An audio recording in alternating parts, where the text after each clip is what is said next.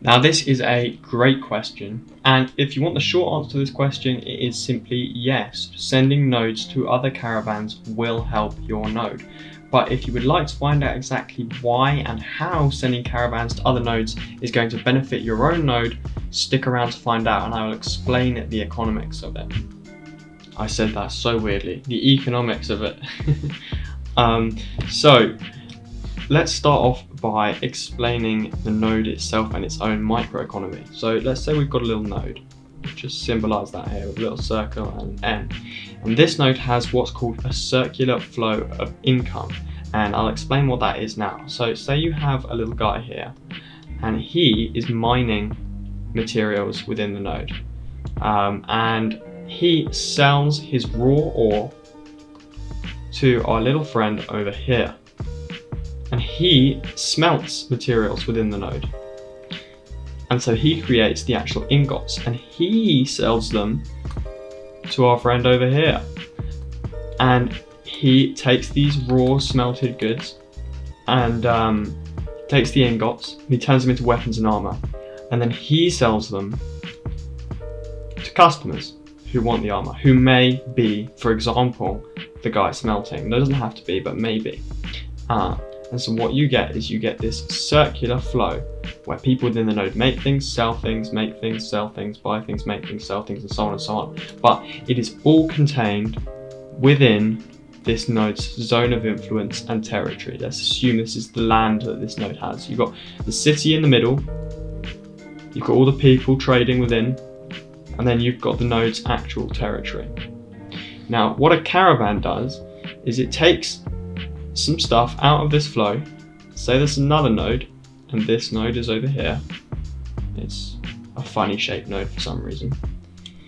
So you've got the little city over here. The caravan traverses all the way along a road, taking goods out of the circular flow, all the way along, and puts them here. And what they're getting in return, if we just change the colour to represent it, is that they're getting money back. So what's actually happening, because the circular flow is not represented by goods, it's represented by money, is this node's circular flow of income has shrunk because it's sending money out. And this node's circular flow of income has actually grown because there is more money there. And this is because money does not increase nearly as fast as goods can. You can make more goods all the time, but it's very hard to get more money. So money is the thing that represents a node's wealth. So we'll rub all this out because now you understand that. So if you've got one little node here and he's got 4 other nodes that are connected to him, or her, the node can be a he or a her. He's sending, we'll represent goods with green. We'll zoom in a little bit. He's sending goods out. All the other nodes are buying their goods. This could be because, for example, a situation where this might happen is if this node had a rare resource, such as a mithril mine, all the nodes around it would be buying from this node and unlikely to buy from anyone else. And what they're then getting in return is all the people buying that, the money is coming back into this node because the trader who is sending the goods lives in this node. So the money's coming back and he's spending it within that node. So their circular flow of income is actually growing. Now, this assumes that money will not be added to the circular flow of income through other means, and there are a few ways that can happen.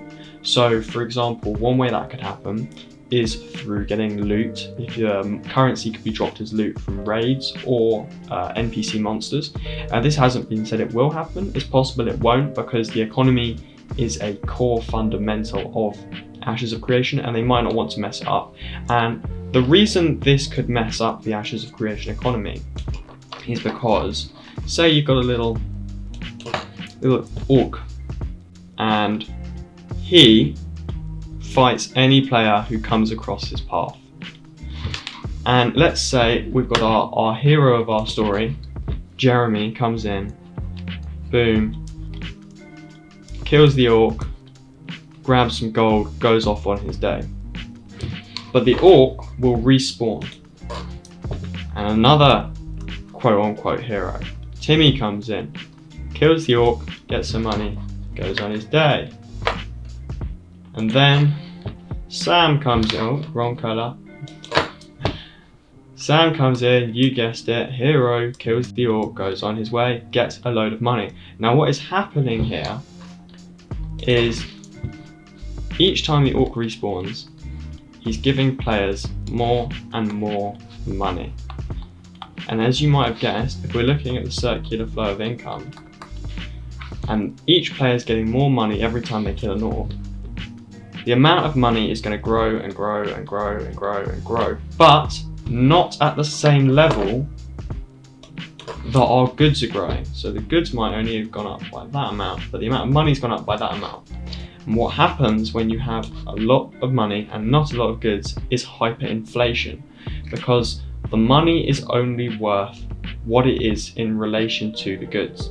So if there's the same amount of goods but everyone's got way more money, I'm going to charge more for my good because I know people can afford to pay it. And this causes other people to start charging more so they can afford my good. And before you know it, everyone is charging huge amounts of money for things. And this is happening in games like World of Warcraft, where the high level items are costing hundreds of thousands of gold because there's so much money in the world. So it's very possible that mobs would not actually drop any money in the Ashes of Creation world in order to try and avoid this. However, another way you could get money, because a little bit of inflation is a good thing, you just don't want hyperinflation, could be the NPC quests. When you come into a node, there will be certain NPCs that will give you quests that you can complete. And this would be a good way for you to be able to get some money within the game, because you can only complete a quest one time, most likely.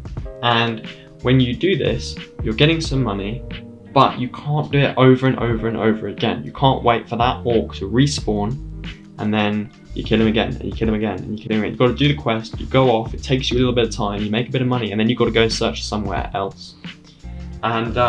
And it's also important to remember this will get a bit dicey, because these nodes could all have different currencies that they're actually trading with. And then the value of those currencies in relation to the central node will change. So if this central node has a very high value currency, but it's exporting to lots of low value currencies, it's not actually good for this node. They want to be buying lots and only selling to kind of break even, because when you have a high value currency, I will explain it. I wasn't planning to explain this, but I will explain this. Say we've got one high value currency, and then we've got a low value currency. Because the high value currency is worth more than the low value currency, this means, for example, say one of these is worth 2 of the blue currency. They can buy items from the blue currency at half the price than they would be paying for them in their own area. Now they still want to send caravans out, but it means they want to import lots of goods. So you will have to take into account the value of your currency compared to other people's currencies in the game. If you'd like to see the video where I explain different currencies and how that will work, I will link it now, and you can understand about how the entire economy in Ashes of Creation works, including the trading of currencies and the value of them against each other. Anyway, the long and short of all of this is that caravans will benefit your node because they will make it richer and they will make the economy bigger and they'll bring more goods into your node. So it means that your node will grow. There are other factors that you have to consider, but at the basics, yes, caravans will help your node. You want more caravans going out of your node than you want coming in. And just as a side note, I don't know if this will matter to any of you, but what you've just learned in this video is actually an example of university, or I suppose college level, if you're in America, level economics. So this is actually very complex stuff. It's stuff that we use in real world in order to figure out the economies of countries. So, God, I cannot say that word right today, economies of countries. So yeah, that is really a representative of just how complex and interesting this game is going to be, because the economies of nodes are going to function almost exactly the same way as the economy of a real world country would. I hope you enjoyed the video. If you did, don't forget to subscribe if you haven't done so already. Have an amazing day, and thank you.